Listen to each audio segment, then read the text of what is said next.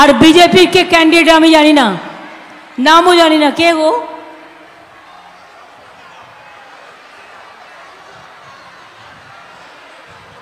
আমি জানি না।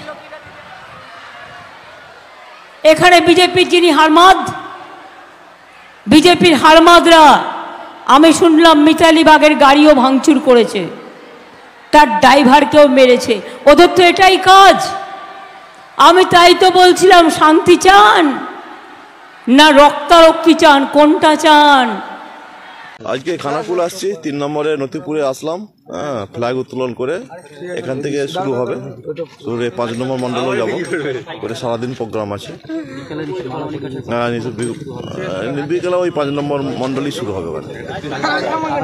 মুখ্যমন্ত্রী মমতা বন্দ্যোপাধ্যায় এসে বলছে যে বিজেপির কে প্রার্থী চিনি না, বিজেপি প্রার্থী কি সবাই চিনবে নাকি? সেটা তো ওনার দেখার দরকার নেই। আমার দল চিনে, আমার সেটাই বড় কথা।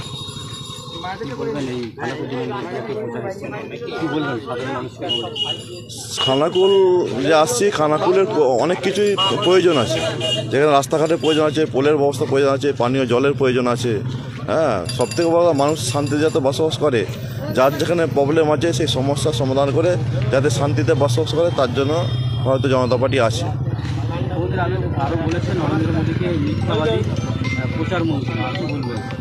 না, এগুলো নিয়ে কোনো একজন মহান ব্যক্তিত্বের নামে এইগুলো শোনাও খারাপ।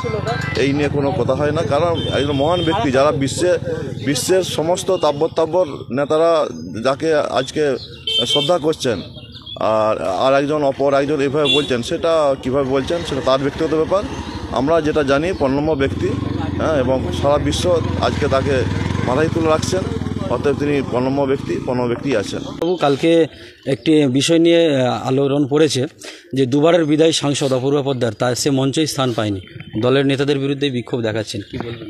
দেখুন, যে দল তার সাংসদকে সম্মান দিতে পারে না, যে দল তার সাংসদকে এইভাবে রোদের মধ্যে দাঁড় করিয়ে রাখে, লজ্জাজনক ব্যাপার। এটা হওয়া উচিত নয়। কমসে কম একটা সাংসদ বা প্রাক্তন বিধায়ক, যাই হোক, উনি তো এখনও সাংসদ আছেন। আসলে তৃণমূলে এইগুলো চলে। তৃণমূলে কোনো কালচার নেই, শুধু লুটে পুটে খাওয়া ছাড়া আর কিছু নেই।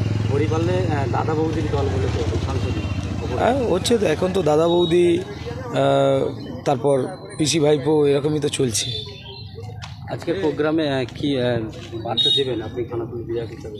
দেখুন, আজকে আমাদের মাননীয় অরূপদা উনি প্রচারে বেরিয়েছেন। প্রথম জয়রামপুর বাজার, নথিপুর 1 নম্বর অঞ্চলে জয়রামপুর বাজার থেকে শুরু করছেন।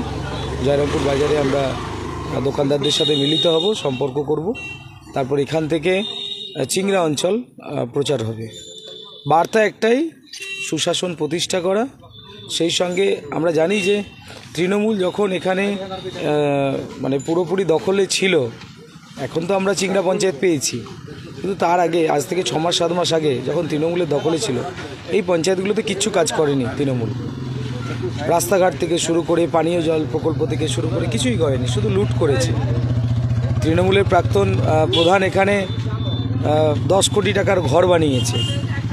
আগে যিনি চা বিক্রি করতেন, বা আগে যিনি ওই একটা সিগারেট বা একটা বিড়ি 5-10 জন মিলে ভাগ করে খেতেন, তিনি 10 কোটি টাকার বাড়ি করেছেন। কোথা থেকে করেছেন? সমবায় সমিতিগুলোতে দুর্নীতি, কোটি কোটি টাকার দুর্নীতি। এসব আমরা তদন্ত করাবো, প্রয়োজনীয় পদক্ষেপ নেব।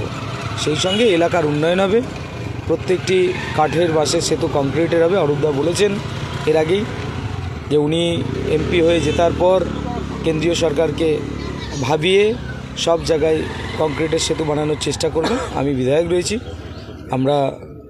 আমি বিধায়ক আর দাদা এমপি হয়ে গেলে ব্যাস আমরা ডবল ইঞ্জিন হয়ে যাব, আর আমাদের উন্নয়নটাও আরও ত্বরান্বিত হবে।